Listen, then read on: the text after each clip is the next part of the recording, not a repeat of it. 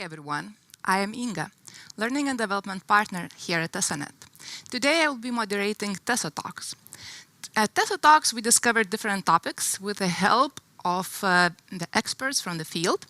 And today our topic is education and how technology can make the change in education better. Here in the studio with me I have three panelists. Monika Katkutė, who is CEO of Teachers Elite Tech. Hey. Lukas Kaminskis, co-founder and CEO of Turing College. Hey. And online, straight from Columbia University, learning design and technology MA candidate, that was long, at Teachers College, Daniel Hiterer. Hi, everyone.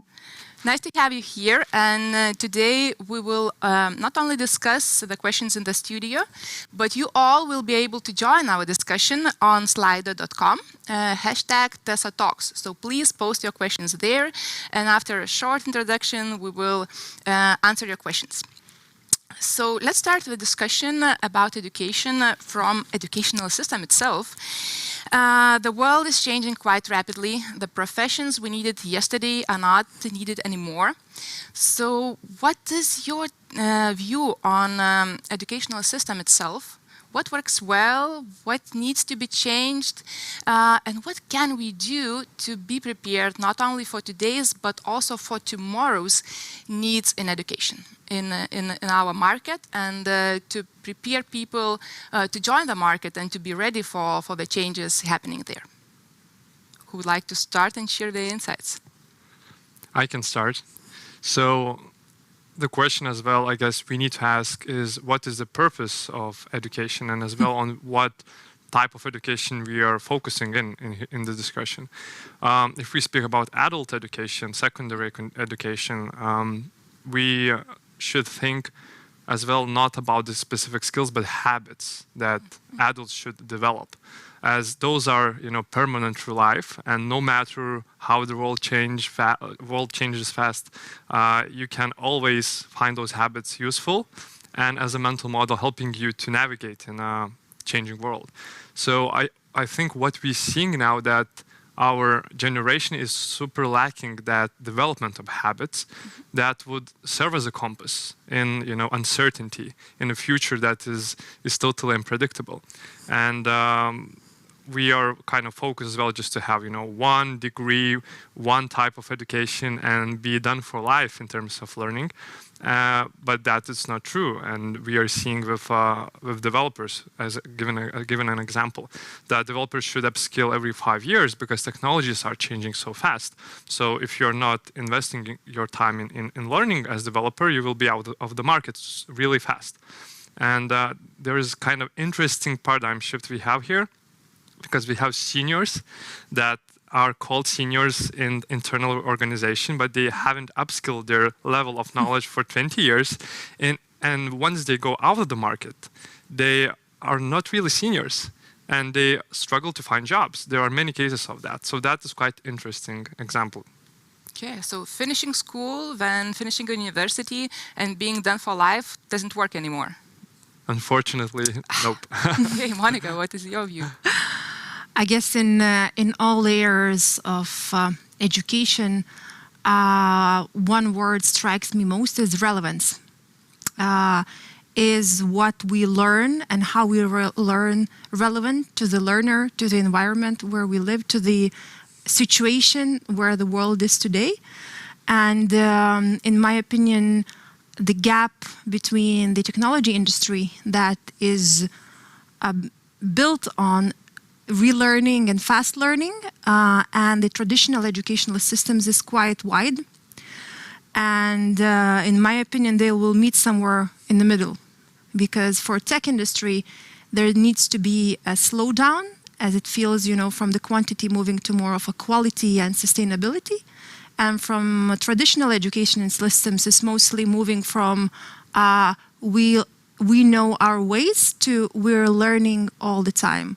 And it goes from kindergarten to, to 67-year-olds finding new ways of learning. And it's not only about the market, it's mostly about, being a thriving human being. Because learning is, our biology. Learning is our, it's our, most precious asset. It's a skill in itself. So it's not about, maybe we even should change the word from education industry to learning industry and give it a verb, not a description, because learning is an action and learning in itself is personal. You cannot learn for me. I can only learn for myself. And it will bring back, the ownership of who I am, where I want to go, etc. And tech industry is a great example of, disruption, fast learning, etc. But at the same time, it's a field of amazing opportunities and tools that you can play with to expand opportunities in the future, be it you are a senior at college, be it, a 9-year-old in a regional school, or you are a teacher, a primary school teacher somewhere in small school in Lithuania. It's just the scope of opportunities that it's opening up, and I think we're in a very exciting period. Sounds really exciting. What about you, Daniel? Is it also looking exciting from New York today? Educational system here in Lithuania? Yeah, I mean, well, definitely. First of all, let me say I agree with, both what Lukas and Monika said. To add to them, I could say that, it's time for us to recognize that every field is a tech field right now. There's no such thing as a tech field and a non-tech field. Yeah. If we look at biologists, they're using deep learning models to predict protein structures. We're looking at lawyers, they're using, they're trying to figure out what digital privacy looks like with the development of facial recognition software. Ethics people are looking at the problem if we're building robots. Is it okay to make them look exactly like your ex-girlfriend? So, everyone is in tech, and we cannot. Our education system has to catch up with it. Adding to what Lukas was saying about habits, recently in my studies and in my research, I come across the word technology literacy a lot. And it's not just about, being able to write an essay on Microsoft Word or, put a presentation together on Google Slides. It's about how to use this array of tech that we've created for ourselves in order to achieve outcomes that we need. How do we combine, video editing software plus, research management software plus, some coding and presentation to effectively achieve aims that will help us after school in real life as well. So I would say that the biggest task for the education system right now, the times are definitely exciting because of how much innovation we have going on and how fast it's going. But the main task for education systems is just to catch up and stay relevant in whatever field it is. So you all talk about changes, also about mindset changes. And do you think that the institutions we do have for education, like schools, universities, are still valid? Are they up to the change, or something is also needed there? And what is your takeaways on the educational institutions itself? Do you want to start? Or? Go. You'll have more to say on that. Yeah, it's a hard topic because there's really good examples that we can give as well speaking about Lithuania. I think life sciences is a good example. The faculties we have here in Lithuania, they're changing fast, and thought leaders in universities are superb in that perspective. But if we take examples of informatics, we have really horrible situation in universities where, I would say, old school mafia is ruling universities there, the faculties, and they're not prone to change. And things like, I would say, mobbing is happening, and students are speaking about that. And we don't need even to start speaking about innovation here. We just need to start speaking about the fundamentals of human being comfortable in that learning institution. And I have like examples in my near environment where like students after graduating, like example, informatics faculties here in Lithuania should go to therapy, because the experience they had with those old school teachers were such horrible that they impacted self-respect and those kind of things. So like EdTech is quite too far even to bring here in this discussion if we want to speak here about even situations that are happening in Lithuanian universities. And I would say it's not only about Lithuanian universities, but post-Sovietic universities, because the mindset and educational structures are quite common in a similar way. So, of course, that quite differs from Columbia University and Harvard, I guess, and from experience I personally had. But those stations are not really inspiring. Okay, sad to hear. What about schools, Monika? I think it's your field. Are they getting ready for the change? Yes and no. I guess the pandemic hit everyone, into, face like in real-time situations, that tech is not something that is coming, it's already here. But at the same time, I feel that there is a huge generational gap between kids who were born in digital world and they do not have nostalgia for a non-digital past. And to them it's natural and their curiosity is there, but there are very few adults who can meet them in their own in that language without skepsis, without fear, without resentment, without professional backlash, I would say, and it doesn't show that the tech is not the problem. The problem is how we designed institutions educational in the first place. And since post-industrial revolution, the goal was to take all kids to schools, and the quality was still there for mostly rich people.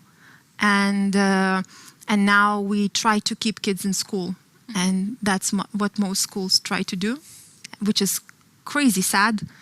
And to me, I see here also an opportunity to give back their regals to the school as an institution to foster learning, not obedience and good exam results. And there's many schools that are following this way, that have this mentality, this climate in them, even in public sector. But it's a slow process. We have to have patience. We have to have humility to the people who work there, even to those professors who are mobbing others. It's mostly because they've been mobbing themselves for decades, and they're stuck because they don't know how to be in the new world. And then we come back again to the word relevance, because they understand, they feel it. They might not express it, that they feel that their relevance is shaking. Both, people who work in universities and schools, and it's up to us if we support the transition or, to those who are willing, because not everyone will, and redesign how we learn, etc. And I do see a lot of space, like plenty of space for collaboration between learning outcomes-driven ethics and institutions. But not many are open to a dialogue. So you mean schools are not open for dialogue? Schools vary, but yes. There are like, to them, there are like 101 questions they need to take care about. And it seems to them that it's a faraway situation. And to me, I'm being stubborn, because I see kids who are learning at school today things that they don't care about. And it's just a waste of time. And to me, this is one of the issues of education sustainability. If you're learning what's irrelevant, it's totally unsustainable. And that's where we should start. And to me, the sad part is that the educational institutions are too far away from taking care of learners' needs because they're their client, and not necessarily the conversation starts how we can help the kids or the students. Usually it starts how we maintain the institution as it is, So it's so there's a gap, but and it's uncomfortable, but I think there's no way back. Can I add something? Yeah, please. Yeah, like the question we should ask as well, what we are optimizing, for. Are we optimizing, like, are schools optimizing to prepare students for exams? Yes. Yeah, like this is the main goal of the school, to prepare for a graduation exam. And what is it for? The graduation exam results are for getting into university. Like, is it really what we should be aiming for? Like, should schools be aiming for some kind of tests that don't really reflect how the world works, doesn't prepare you for the world? And similarly, universities work. They're optimizing for academical results. That as well is super niche application and makes call to action for you to go to the master's degree, PhD degree then. And I totally agree that there are courses that are super applicable, but general as a structure, those are aiming those goals, schools aiming to universities aiming as well to develop incentive structure to continue, maintain students in the same loop of their organization structure. So that is unhealthy, I would say. And we need to totally rethink that, but it's super hard. And of course, humans in those organizations are super not happy and feel threatened when we start raising discussions like that. Yeah, I have 3 humans in three kids who are now in primary education, and when they ask me about university, etc., and when we talk about things, I don't see university as a must anymore. It's a big question to me. If it's not Ivy League, why to bother? So it's a really tough one. And when Daniel was speaking about digital literacy and what how he understands and how science understands the digital literacy, that's what we teach 8 and 9-year-olds today. And universities don't have these basic skills themselves. So it's a very sensitive topic.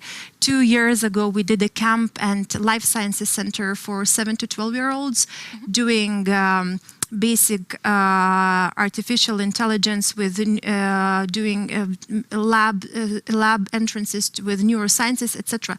They were 9, and they already understood how it works. University is not ready to meet those kids.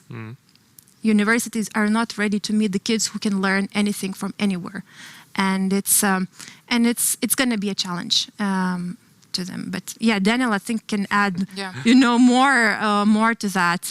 We are talking like that the changes are happening, but not to the right direction, and the changes are happening too slow. Daniel, is it also your experience, or you have maybe some different experiences from your education? Yes, well, reflecting on my educational experience in Lithuania, where I went through the entire 12 years of schooling, the workforce definitely needs an update. It's like there's already the latest version of iOS. It's just that schools don't have it yet. They haven't updated their teachers yet. But beyond the workforce question, which is, it's a complex change that needs to happen, but it will take a lot for it to happen. If there's one thing that both schools and universities can do, which is, just a simple shift of thinking about education, is prioritize connection with the real world, especially in universities. Prioritize, when you teach economics, give relevant examples from the real world. Don't do tests, do projects so that students put something out into the real world. I feel like it's one of those simple changes that can bring about, it can snowball into bigger things, because once students, both in universities and at schools, start dealing with real world problems more, they start recognizing that they need skills that are different from what they're being taught. And if they recognize that they need different skills at a large scale, they will bring demand for the universities to teach those skills and to, be up to date with their faculty's competence on a emerging topics such as, well, again, digital privacy, AI, you name it. So I would say that's the one thing that has to happen, because right now it's something that I've read recently. We don't live in a world of information scarcity anymore. We live in a world of information abundance. There's too much information and it's available at our fingertips. We don't need to learn, what the capitals of Asia are anymore. I mean, it's fun, but it's not a necessity anymore when we can Google them.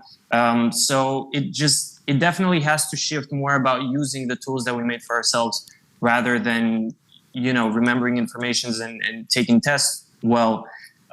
But I guess connection to the real world is just one practical small thing that can snowball into bigger things. Yeah, that's my view on it. I would add to Daniel, that from what you're saying is that for a long time, education systems were driven on memory.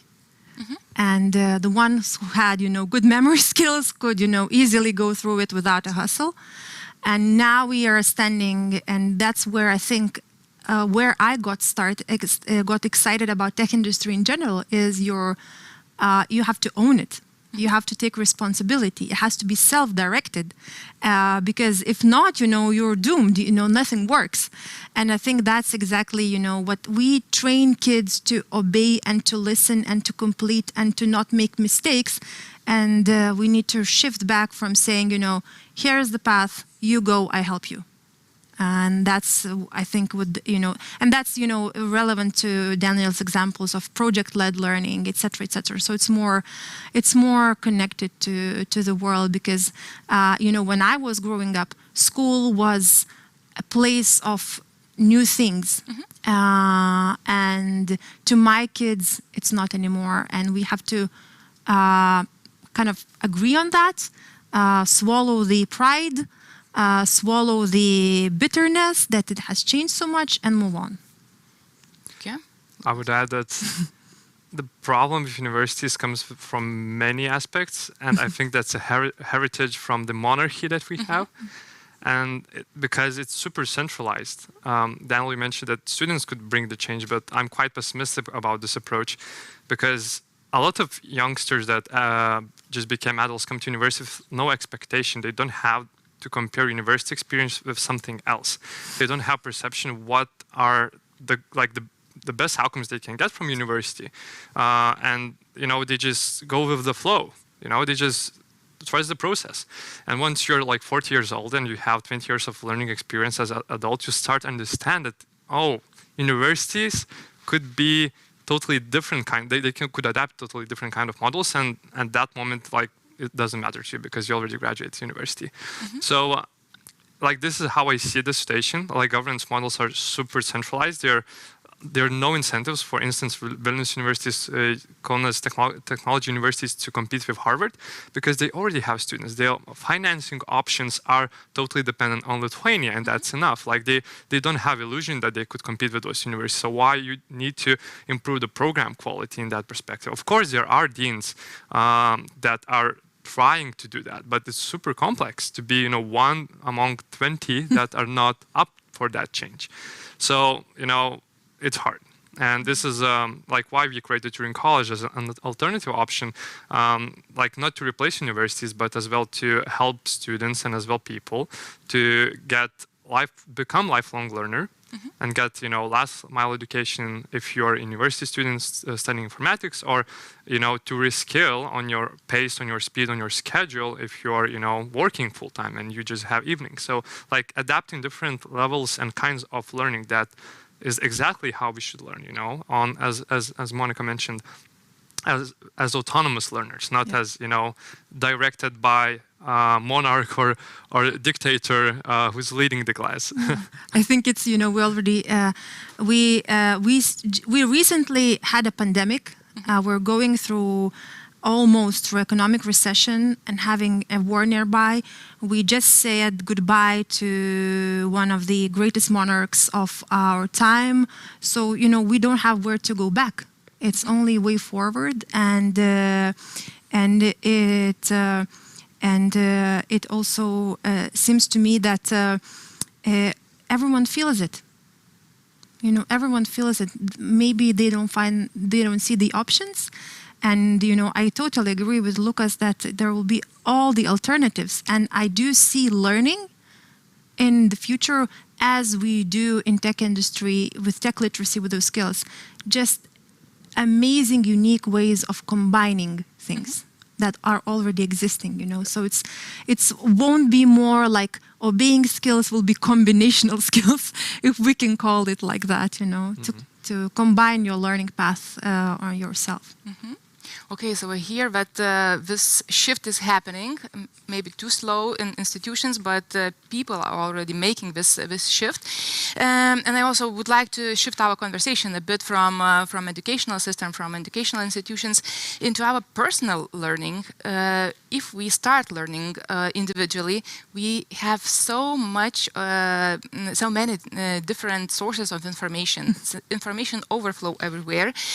So how we can cope with this huge load of information easier? What are your recipes? What are your tips and tricks? How you find the right sources of learning and try not to get lost in this huge pile of information?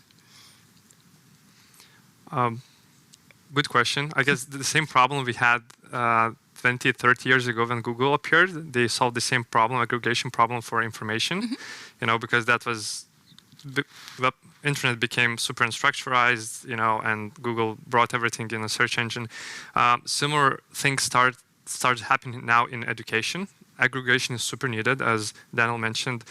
We are in an abundance of information, so we need and education content, so we need to filter out. So this is what we're doing during college, for instance. We are not creating content from the scratch. We're just aggregating the best resources possible and putting everything in one linear learning path, providing options, if you want to specialize in a specific area. And I think that is the future of education, because organizations as Google, they can invest millions of dollars to create content, but universities, there's no need for you, like mediocre university lecturer, to compete with, top professor from Harvard University as David Malin. Like, it's no way you can compete. Of course, you can try, but, budgets, cameras, it's like not possible, and not value added will be minimum.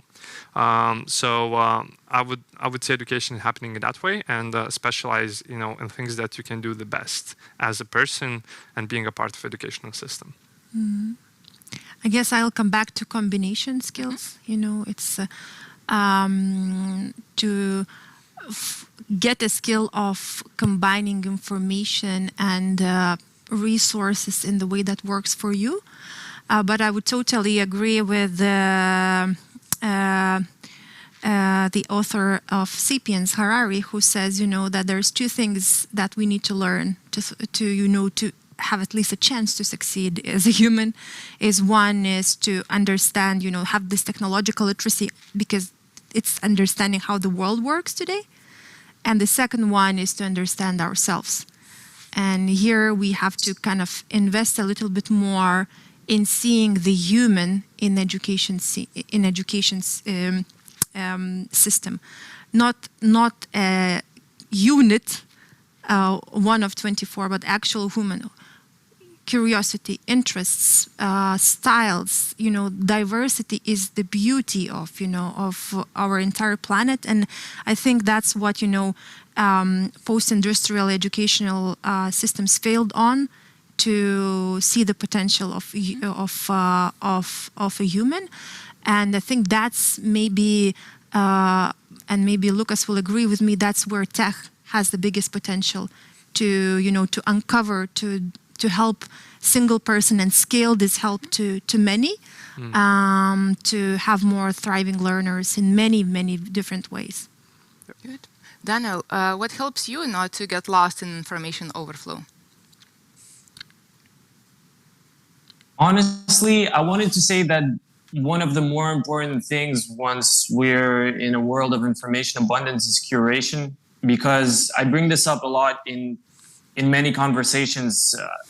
The example of MIT making all of their lectures available online for free for everyone, it's really a game changer, because it says, then basically, why should I go to university if I can just watch MIT lectures online? But even though tech makes access to information way easier, and it makes high quality content very available, it's still not enough to promote higher learning outcomes, because then you need curation.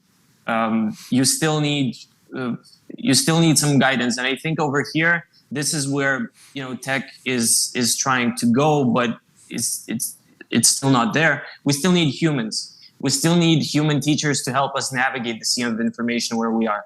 We still need humans to maybe we don't have to listen to a lecture on microbiology. We can watch the online lecture from MIT, which is probably a higher quality thing than we can get most places.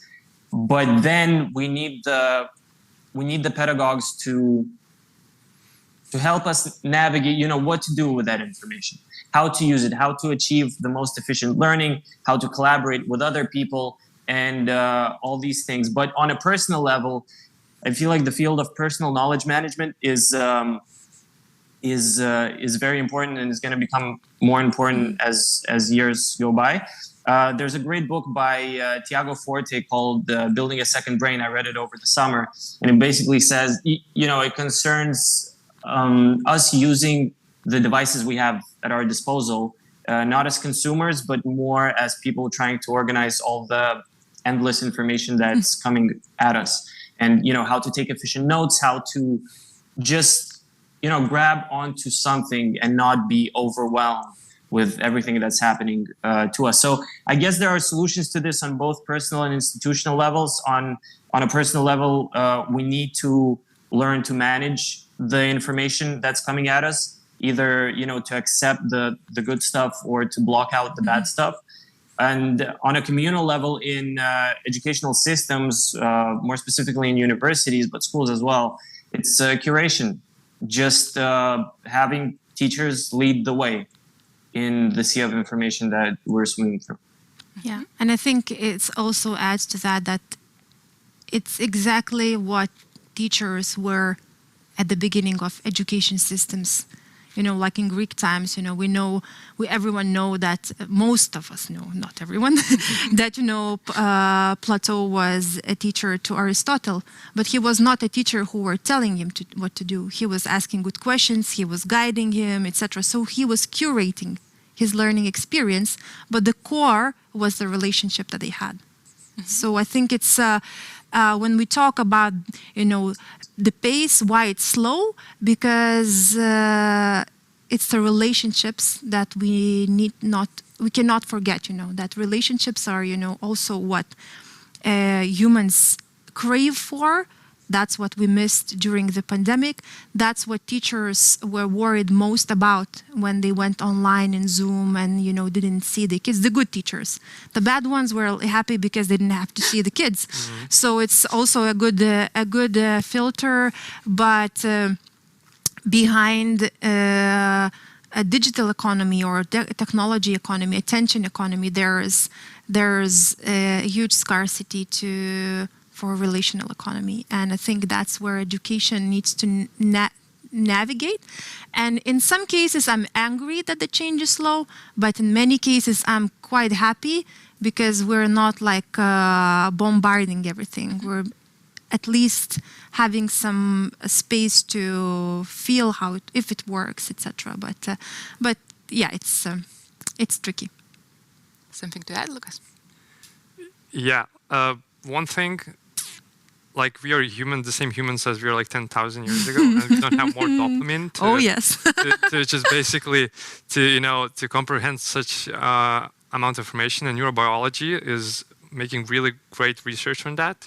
How we can focus, how the focus generally works in our brain, and the only way to learn something, we need to dedicate focus, deliberate practice time, and to do that we need a lot of dopamine. Like. Mm-hmm.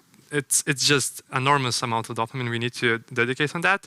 And what we forget sometimes is that young kid or adult has social media, they have internet, and all the things that we do are competing on that one currency, which is dopamine.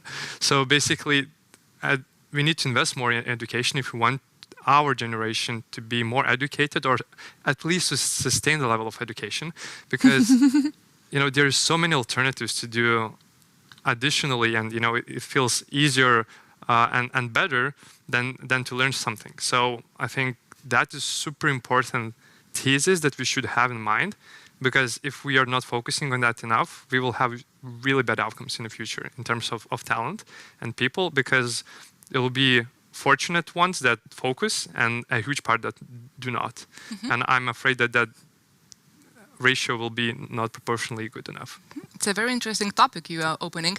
I agree that we are maybe similar than we were 10,000 years ago, but the good thing we have now is tech solutions. So how those tech solutions can help us focus and stay motivated? Maybe you have some practical advices, what you use, what helps you to stay focused and motivated from tech world. Screen time management is one of the tools. So I think then we have dental hygiene, we'll have technological hygiene. And it's also a very new field because technological hygiene is not only information hygiene, but also like screen time hygiene, etc. And I totally agree with Lukas that we're talking about change in education, but at the same time, because adults are so far away from kids, kids are left alone with their screen times, and their brains are so disturbed, they're heavily overloaded with media, which is not learning, which is media just consuming. And it's really, really sensitive because, those pathways that form in your first 10 years of life are very hard to rewire. So this is also our responsibility to kind of take care of that, and at the same time, it was always an act of balance. I remember reading a book about mental health, and the author was giving an example about Great Britain in 18th century or 17th century, when there was a big fashion of owning a hand watch, a pocket watch, and if you go to a cafe, everyone will be just checking their clock, every 2 minutes or every minute. So it's the same as we have today, It's like we're so predictable, and I would go back to the same thing, just ownership of who you are, what you do. It's not easy, it's not fun, and scrolling on social media is already my biggest addiction. I can openly say that. It's not easy to manage, and I'm like seeing my kids. They will go on social media like in their 20s maybe, because it's hard to go out of that bubble. And I do understand why all tech companies have this over 13 policy, etc.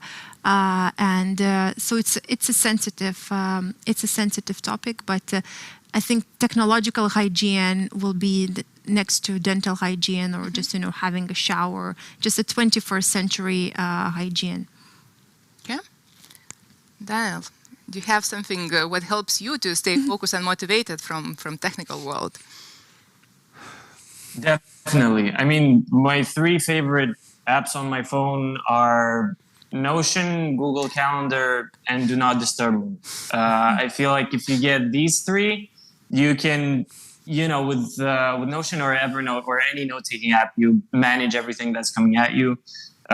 With the calendar and scheduling app together with video calls, you spend time together with other people who are not physically present, and you just have to limit all of the notifications and all that, because I'm thinking about what my colleagues were talking about earlier about our ancient emotions that we're not changing, and also the tech we have.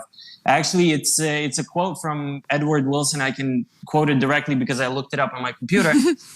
It's that we have Paleolithic emotions, medieval institutions, and godlike technology.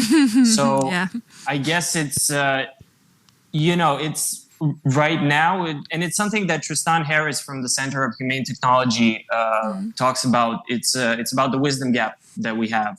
the technology is growing increasingly complex, and we're not catching up in terms of how we regulate it, how we accommodate it to our human emotions and human psyche, because it taps into very profound human feelings, behavioral patterns. The social media algorithms are being designed to be as addictive as they can be. So I feel like it's beyond personal regulation. It needs to, we need to really have an honest conversation about how we live in the world. And it's not about how to make the tools right, it's how to make the right tools. But it's on the creation side. On the consumption side, I would say that just limiting the flow of information, first of all, recognizing everything that's happening with us personally, recognizing that we're spending too much time on social media, recognizing that, we're having too much information to handle, and then just sometimes tuning out and really being reflective in terms of what we use and how we use it. I feel like there's a personal recipe for everyone. Yeah, I think conscious consumption of everything in the world is also, one of the skills that we will need to acquire as just a natural habit to have, just for the sake of the abundance of information, just the health of the planet, etc. So it's from what we're talking today, we already understand how irrelevant those medieval institutions are to the kids and students who are already there today. So it's a tough challenge. Yeah, we opened quite a lot of challenges today here, and I would like to move also to the questions part, as I just checked, we have quite a lot of them. So just before moving, what would be your answer to the question, if we have so many challenges, so is technology making education better, or we are creating even more challenges maybe? If you could give a quick answer. Is technology helping? Yes and no. It's like moving target, and it's like the beginning of infinity. There's a really nice book about that. We don't have an option to get back. That's it.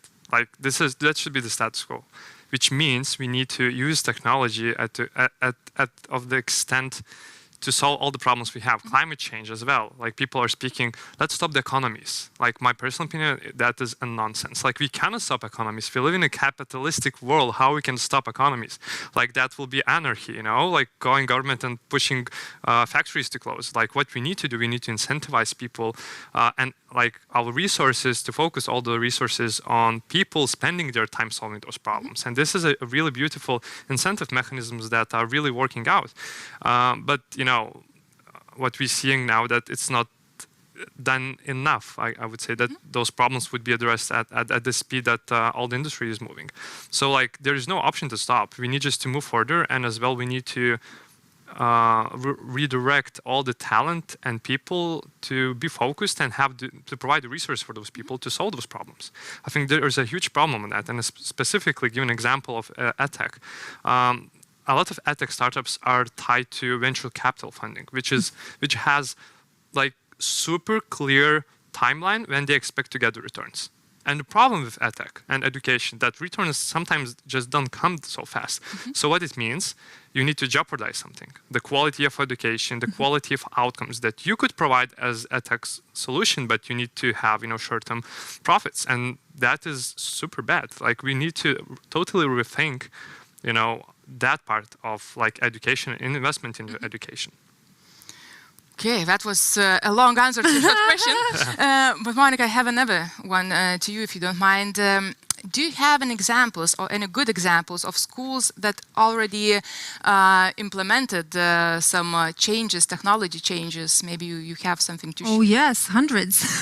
Hundreds of schools already in Lithuania. So it's not, I would say that to whatever we're talking today, what Lukas was saying about facing the fact that we're not going back, we need to face the fact that the schools are already here. It's not that the majority of them, but many have moved because there are usually teachers are very, very sensitive sensitive and clever people, they see, they feel, they forecast, they see that kids need different things. They just don't have systems that support the shift. So I would go back to a problem of leadership. It's system building. We need to have, and that's where this non-monarchical way of having the world work, I think will benefit us more, because we had the leaders who told us what to do for a very long time, and that's how institutions were led. And now with education being more less hierarchical, we might see new leaders to emerge who will be empathetic enough to see the real problems, to use the tech to solve, for. But so that's and there's going to be issues, many challenges, etc. But at the same time, I often, it's not a joke. I often say to my friends that my washing machine and my tumble dryer are two of my best friends. As a mom of 3, I have no chance to be a working woman without these 2 technological innovations.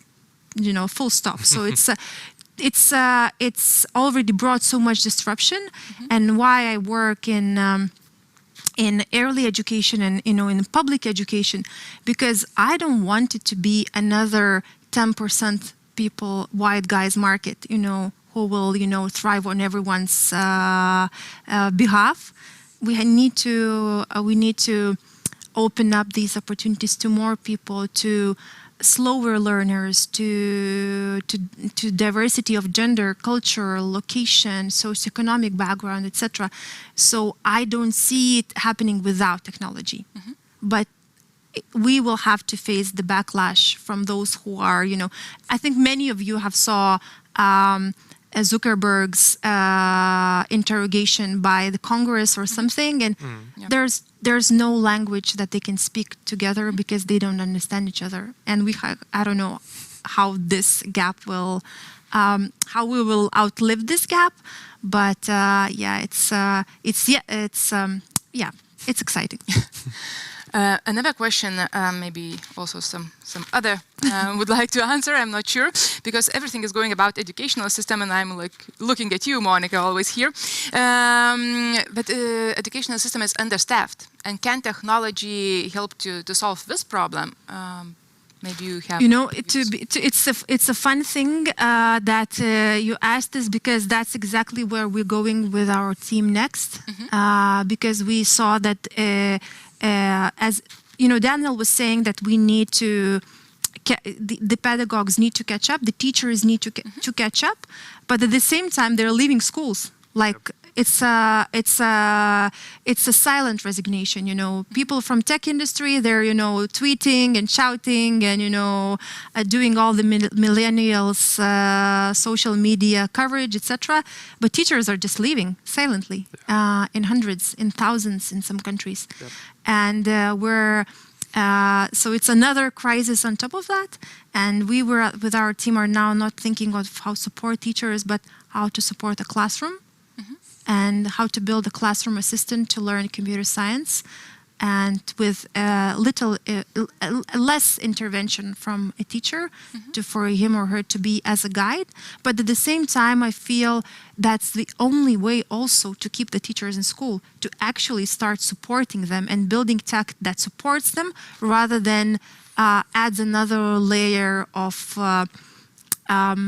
feeling unable to actually meet the students' needs, or just to live, because it's education system, in my opinion, is one of the most burnt out systems next to health industry. And we're facing, and I think the health industry will come next with, massive exodus of doctors and nurses, etc. And I will come back to what I was saying before about relationships, because in calculations of GDP, in calculations of returns, we don't incorporate the amount of effort it takes of relational work. We don't have emotional labor is still not a part of the calculation, and it's often done by women who are mostly in education and health industry. So it's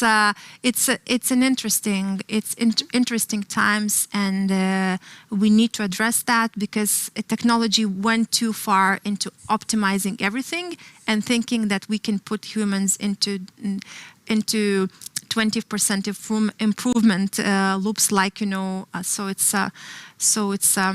yeah. I'm excited. Good. Lucas, you are meeting a lot of learners at Turing College. And do you see that they all have some unique, important characteristics which previous you didn't see in the learners? It's also the question from one of our listeners here. It's hard to compare, but like the tendency we see generally among the students in Turing is that they have from values perspective, they all value honesty. They really have that growth mindset perspective. And this is what brought them to Turing College, because they cannot find solutions in, elsewhere. And they are high achievers, because the thing is, in university, you're really limited the upside you can get. There's like specific pace, that's it. You're doing too good. It's your problem. Like, I don't really interested in that. It's good that if you have researcher or like lecturer that could, employ you, because that happens in Lithuania a lot. But in Turing College, like basically we have students, as an example, that finish course in 2 months, when like the average is 6 months. So it's enormous pace, and you can even finish in 1 month. So like we're not limiting the upside of the student, and I think this is super important, especially for small countries as Lithuania, Estonia, Latvia. We need to really invest in people that want to get maximum from life, not limiting them, because those people, when they face 12 years in our conventional educational system, they want to get out from Lithuania. And then countries like United States that invest in those talents and attract those talents, they get the fruits of our talent. And if you look to Olympiad winners of Lithuania, check where they are working. Most of them not in Lithuania. Uber, Google, some of them started their own ventures, but many of them emigrated from Lithuania. I think that's unfortunate. We need to hold them and provide the value for them here in Lithuania.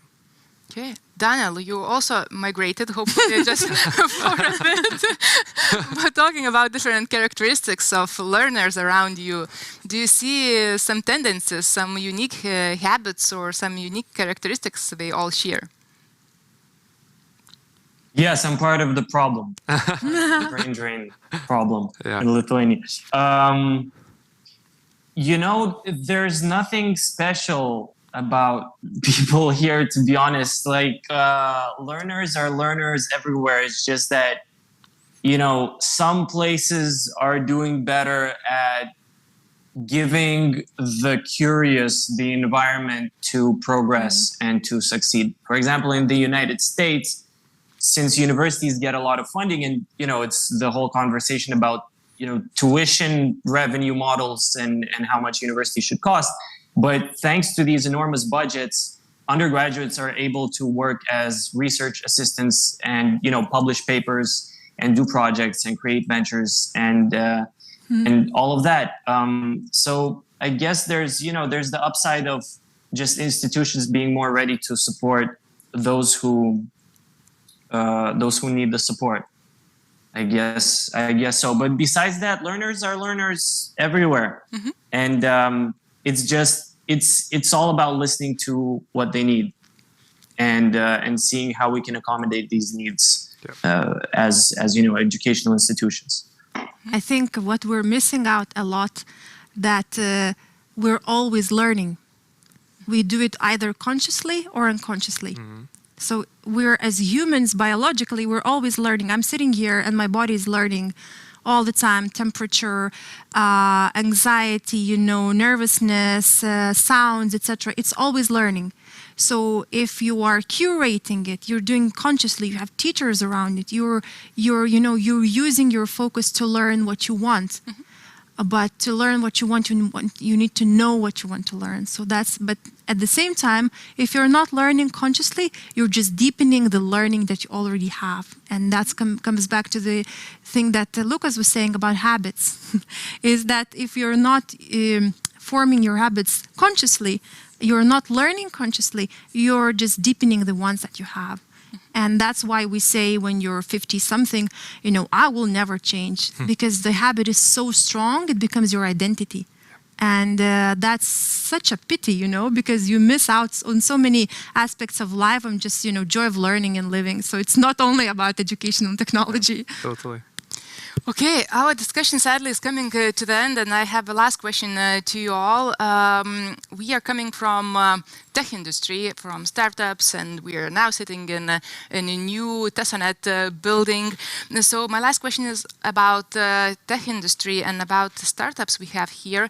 How we can help to make education better? What can we do very practically? Maybe one just practical advice, what startups and all listening us here can do to make education better?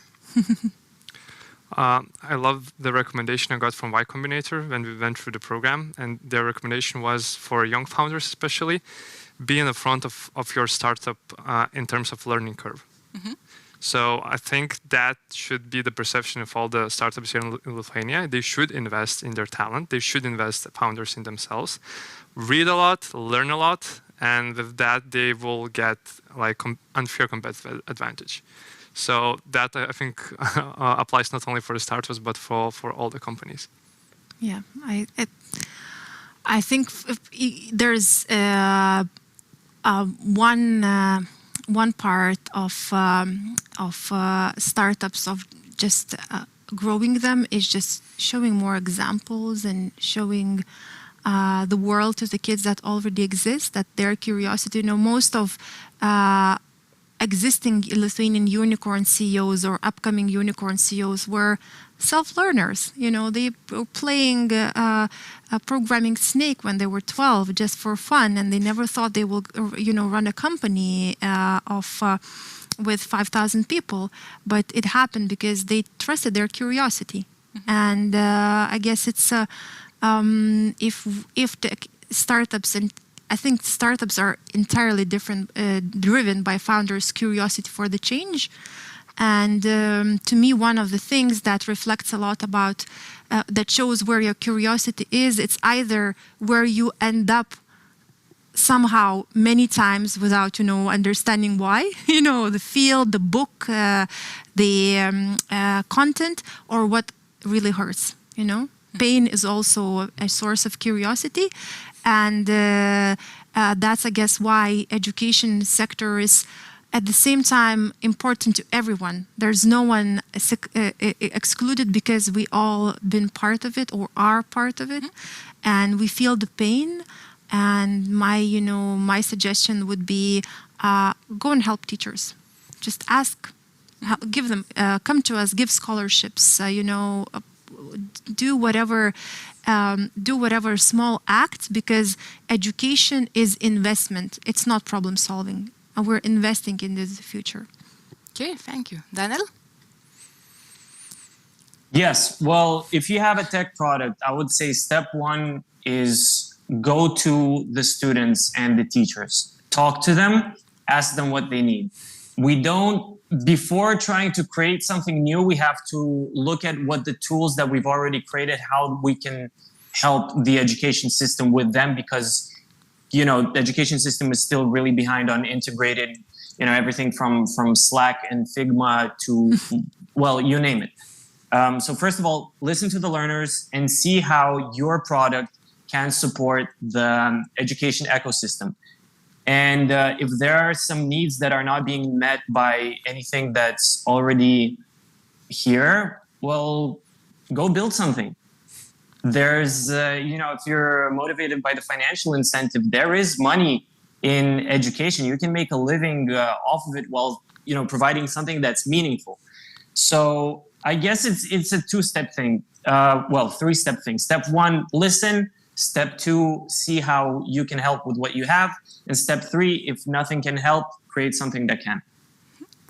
So thank you very much, Monica, Lukas, Daniel, for the discussion and for inspiration. I really liked your thought that we should take ownership first of our personal learning and then of making education better in Lithuania or even around the world. And we can do it with curiosity, with really reading, watching videos, going to Turing College, exploring what is going around us. And Teso Talks will also support you with interesting and inspiring conversations. So hope to see you in the next episodes. Thank you and see you again.